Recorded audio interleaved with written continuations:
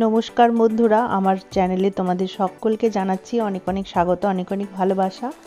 আজকে বানাবো পালং শাক দিয়ে পনিরের তরকারি, মানে পালং পনির যেটা বলা হয় আর কি। তো পনিরগুলো না ভাজলেও হয় পালং পনিরে, কিন্তু আমি পনিরগুলো হালকাভাবে একটু নেড়ে নেব। আর এটা কিন্তু আমি সাদা তেলেই নেড়ে নিলাম, আর রান্নাটা পুরো সাদা তেলেই হবে। তো পনিরগুলো আমার ভাজা হয়ে গেছে, খুব হালকা করে ভাজবো, খুব বেশি ডিপ ফ্রাই করব না। তারপর ওই তেলের মধ্যে এখন দিয়ে দিলাম তেজপাতা, কয়েক টুকরো দারচিনি, সামান্য সাদা জিরে। এবারে দিয়ে দিলাম পেঁয়াজ কুচো। এখানে আমি দুটো মাঝারি সাইজের পেঁয়াজ নিয়েছি। পেঁয়াজটা কিছুক্ষণ ভাজা ভাজা করে নিলাম। এবারে দিয়ে দেব হাফ চামচ মতো রসুন বাটা। এবারে পেঁয়াজ এবং রসুনটা খুব সুন্দর করে ভেজে নেব লাল লাল করে। দিয়ে দিলাম দুটো কাঁচা লঙ্কা। এবারে দিয়ে দিলাম একটা মিডিয়াম সাইজের টমেটো পেস্ট করে রেখেছিলাম, সেটা দিয়ে দিলাম। টমেটো দিয়ে কিছুক্ষণ ভাজা ভাজা করে নেব। তো এবারে একে একে মশলাগুলো দিয়ে দেব। 1 চামচ জিরের গুঁড়ো, 1 চামচ হলুদের গুঁড়ো, হলুদটা অবশ্যই পরিমাণ মতো দিতে লাগবে।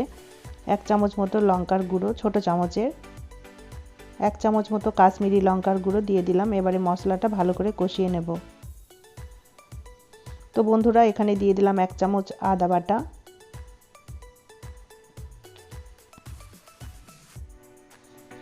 তো এবারে সমস্ত মশলা একসাথে কষিয়ে নেব। পরিমাণ মতো দিয়ে দিলাম চিনি। চিনিটা স্বাদ বুঝে দিতে হবে, আর লবণটা দিতে হবে পরিমাণ মতো। তো লবণ দিয়ে দিলাম, চিনিও দিয়ে দিলাম। এবারে আমি পালং শাকটা সিদ্ধ করে নিয়েছিলাম কুকারের মধ্যে, 2টো সিটি দিয়ে নিয়েছিলাম। তো ঠান্ডা করার পর সেটা আমি পেস্ট বানিয়ে নিয়েছিলাম, আর খুব অল্প জলেই আমি সিদ্ধটা করেছিলাম। তো এবার পেস্টটা দিয়ে দিলাম পালং শাকের। তো বাটিটা ধুয়ে আরও একটু জল দিয়ে দিলাম। আর এই যে কুকারের মধ্যে সিদ্ধর জলটা রয়েছে, তো এই জলটা থেকেই আমি কিন্তু জলটা দিলাম। তো এবারে আমার এটা মশলাটা রেডি হয়ে গেছে, একটা গ্রেভি। তো এবারে দিয়ে দিলাম পনিরগুলো।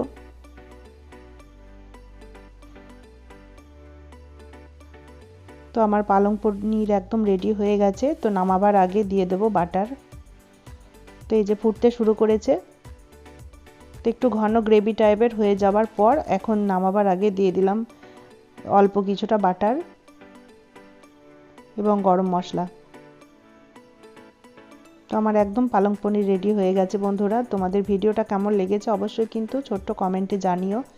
ভালো লাগলে একটা লাইক দিও। আর আমার পরিবারে যারা নতুন বন্ধু এসেছো তাদের কাছে অনুরোধ রইল আমার চ্যানেলটিকে সাবস্ক্রাইব করে আমার পাশে থেকে। যেহেতু আমি এই যে একটা পাত্রের মধ্যে তুলে নিয়েছি, কালারটাও কিন্তু অসাধারণ হয়েছে এবং খেতেও কিন্তু খুব সুস্বাদু হয়েছিল।